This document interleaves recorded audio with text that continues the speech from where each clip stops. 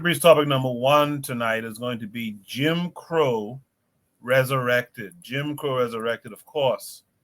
This comes with a link that's going to take us, it seems, to TikTok. Let me share my screen so you guys could see it as well. So there it is. Let me start it from the beginning. It's only like a 20-second video. Let me start it from the beginning, and then we'll discuss it. Hold on one second.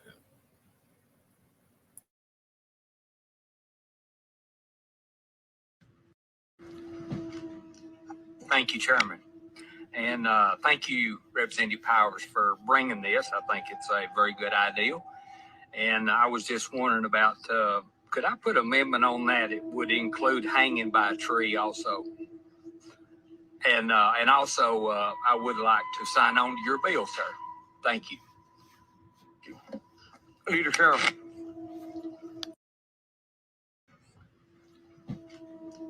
Thank you, Chairman. And thank you, Representative Powers, for bringing this. I think it's a very good idea. And I was just wondering about, could I put an amendment on that? It would include hanging by a tree also. And also, I would like to sign on to your bill, sir. Thank you. Leader Carroll.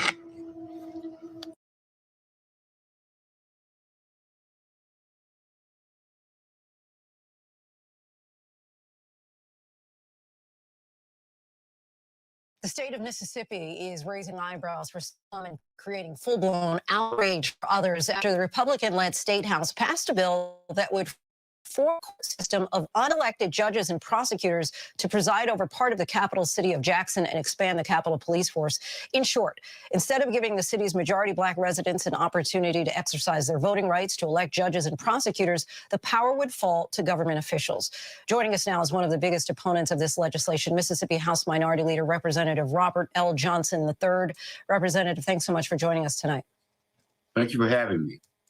So I want to start by reading part of your joint statement about these bills. You say HB 1020 and SB 2889 are an insult and a distraction, taking power away from the citizens of our capital city while we waste critical hours sitting around and letting hospitals close and our people die. You go on to say these bills are what modern day Jim Crow looks like. Explain to us how this bill even got this far along in the process to begin with. Well, we have a majority, a supermajority-led House and Senate, and a Republican governor. And as I describe them from time to time, they are kind of new to this process, and they don't have any respect for the rules, procedure, or the tradition of the legislature. And so we don't even. There are even opportunities to debate some of these issues. They've just decided that they're just going to run roughshod over the whole process and have what they want. All right, so just break it down for us in layman terms. If this were to pass, what would this mean for the black residents? Well, they would essentially have judges who would be appointed by a Supreme Court justice who was appointed by this very governor that is engineering this effort.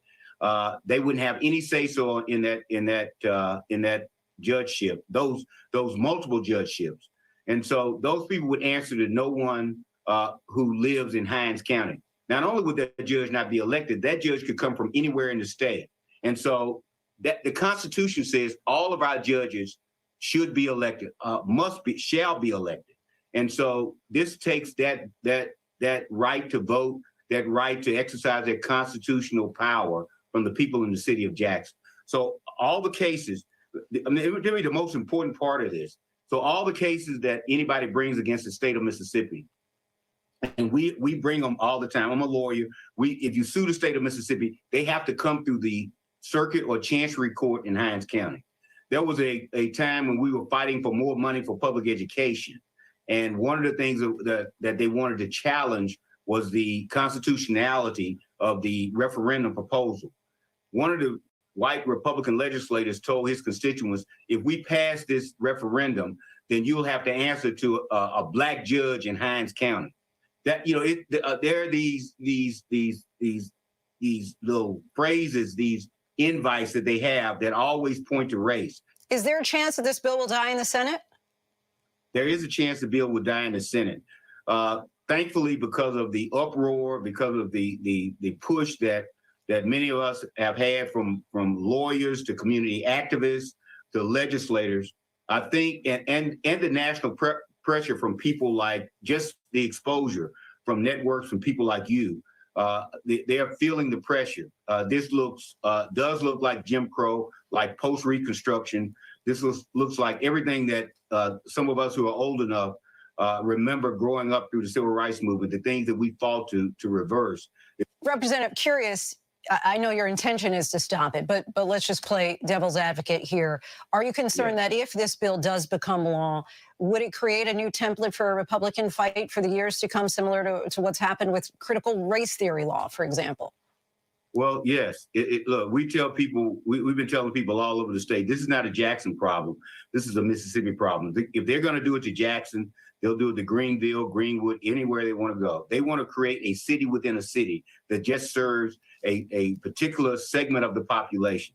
This capital city complex has a disproportionate white population, doesn't represent the actual per capita demographic in the city of Jackson. And this is a template for what they'll do in any city that has Black or African-American leadership. And so, yes, the danger is that this is the route Republicans will continue to do in places where they lose political power. Mississippi Democratic Minority Leader Representative Robert Johnson III. Hey, we thank you so much for your time and your insight. Thank you for having me.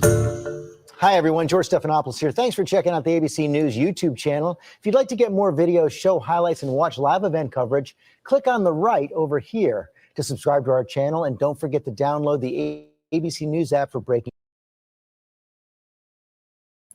I was hoping that video would end sooner than that, but he's running on about all this stuff. If you guys are still there, because you know how YouTube does this stream, just using ABC stuff, fair use. Let me know if you guys can still hear me out there in the chat. KW Don 7 said something interesting during the video. He said events make patterns. Patterns become an environment, and the environment becomes your way of life. Welcome to Jim Crow 2.0. Enjoy your stay. Janelle is here saying good evening to everyone. So he'll say what's up to Janelle. Okay, Marcus McGee says he's still there. So he hears me. So I guess they didn't stop the stream yet. With that said, Buana, what are your thoughts on this, man? Jim Crow 2.0. In the words of the famous Nina Simone, Mississippi goddamn. You know, it's like let me say this. In the first video, when the old man started talking about being hung from trees, he is old enough to remember that historically, that Mississippi have a tradition of hanging N-words by trees. So I don't know, that for me that was an affront, you know, and I think that the black guy who was in the legislative body, he should have commented on that comment. I don't think he should have sit there like a potted plant and not say nothing about that. Because when you start hanging people by trees, I mean, you are really just going back and reliving a time that I think I would have thought that Mississippi is trying to forget. But again, it's Mississippi. Yeah. But as far as this guy calling it modern day Jim Crow, I think that term I think that's a stretch, you know, and the reason why I say that is because this is not necessarily having anything to do with total disregard or going back in terms of state law and how it affects the regular citizens. This has to do with judicial appointments. So to put it a whole blanket on just the fact that the judges who are going to be elected now is going to be elected by a specific group of people, I wouldn't consider that to be a whole modern day Jim law thing. However, what I would say is that the fact that they are trying this, which these guys try every now and again, there will be constitutional challenges to this in terms of the federal government. The federal government, because I think that this situation, if it does pass in the Senate, it's gonna go this case, when these guys file this claim against what Mississippi is trying to do, I think this is going to go straight up to the Supreme Court, and I think that this bill will be challenged, and I don't think that they'll be able to. I don't think, but even though this is the United States of America, anything could happen, But I don't think, it's right now the Supreme Court right now has, I think, is majority of conservative judges. So it might pass and it might stand. Who knows? I think because Trump he stacked the Supreme Court with a bunch of Republican or right wing Supreme Court justices, and they have life terms. So it may stand. Who knows? Who really knows? But what I would say is that the people in Mississippi, who I think the Mississippi has the largest numbers of Black people in the United States. You all could correct me if I'm wrong, but they can't just sit down and just take this. If you're gonna say that these judges are gonna run unelected, then my tax dollars shouldn't be going to support this. If you're gonna section half of the city, where half of the people in that city are not allowed to participate politically or democratically, then I'm being represented. You know what I mean? I'm paying taxes within a city where I'm not being represented. And historically, what they say, no taxation without representation.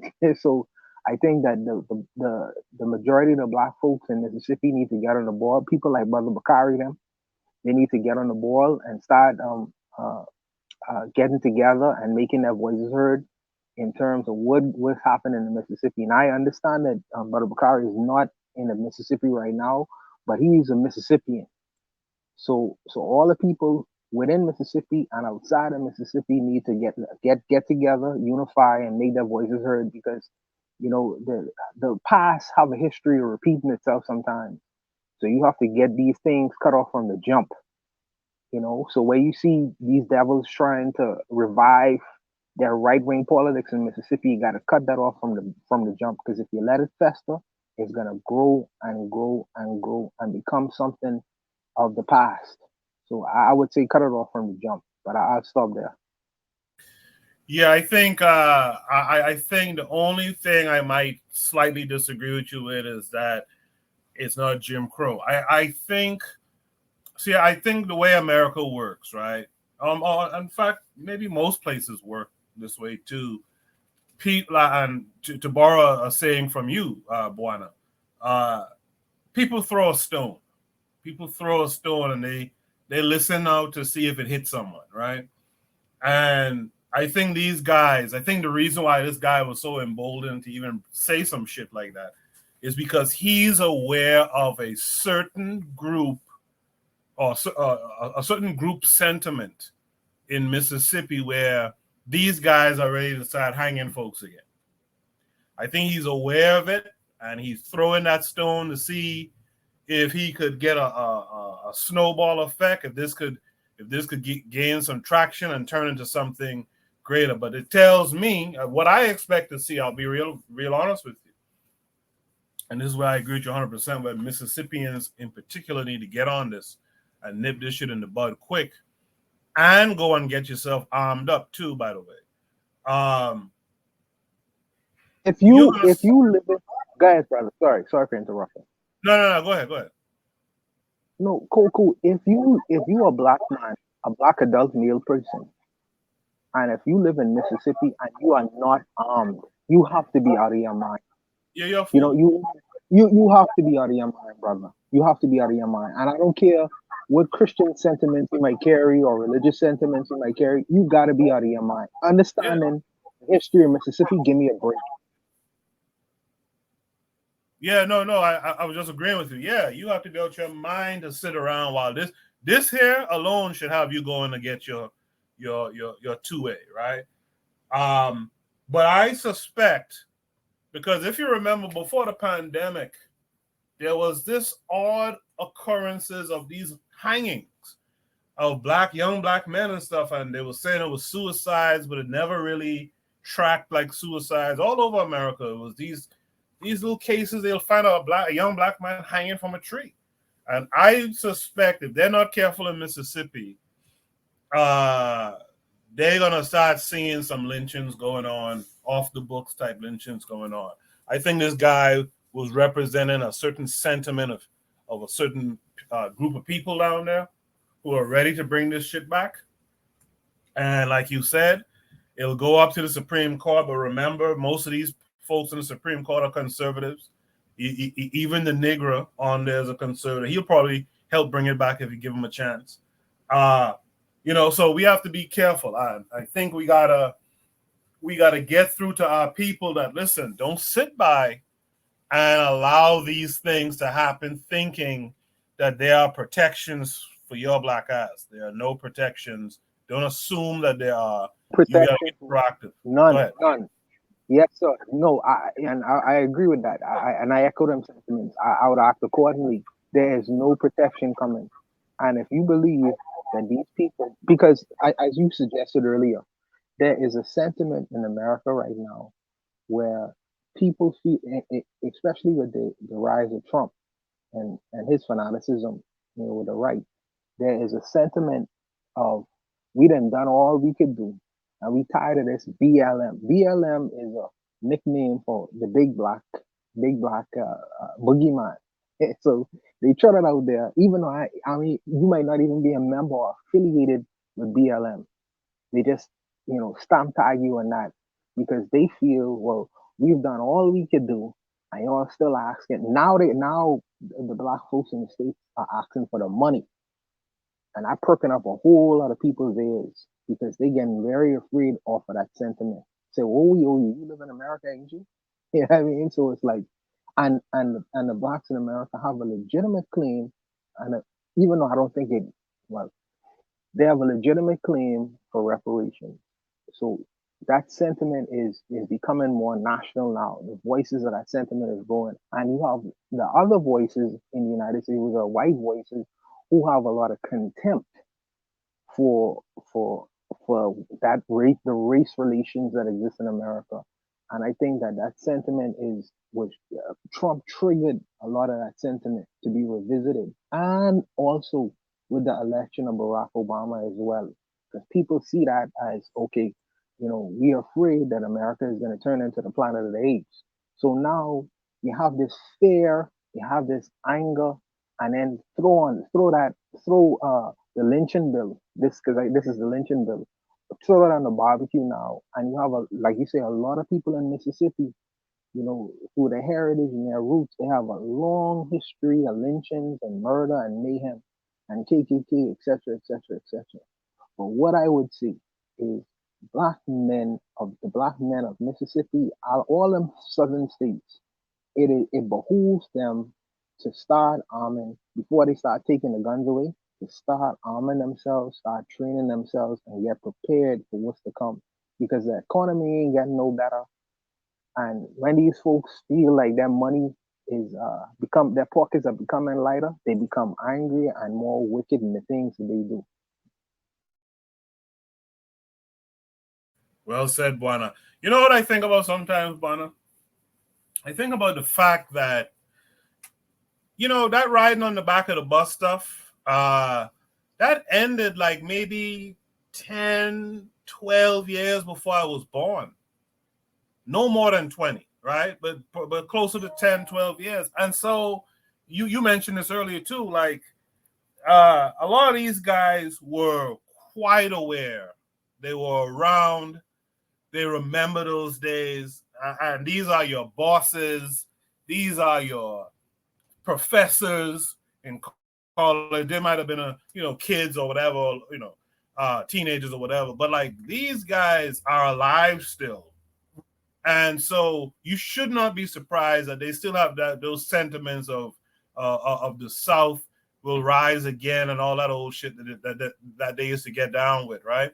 And I think about that a lot. I wonder if black folks really, really study that stuff, that you are still in that, you still share the world with a lot of those folks. You know what I mean? So this type of stuff that I'm seeing here isn't too surprising. And that old white guy, he probably hanged some N-words when he was a teenager with his friends. You know what I mean? He want to relive that day. He won't put the niggers back in their place. So like I say, man, you gotta cut this off at the jump because it's very dangerous. I'm telling you. I agree. In the chat, KW Don 7 says the cracker is gonna be the cracker, and Negroes still don't get it. I think that's a good way to end that prompt. Shout out to Coach Pete, who says, "Blessed uprising family." I appreciate you for being here, Coach Pete. Yeah, thanks for being here. So yeah, I think that was a good discussion. Thank you for that, Buana. Let's go to Shoot the Breeze topic number 2.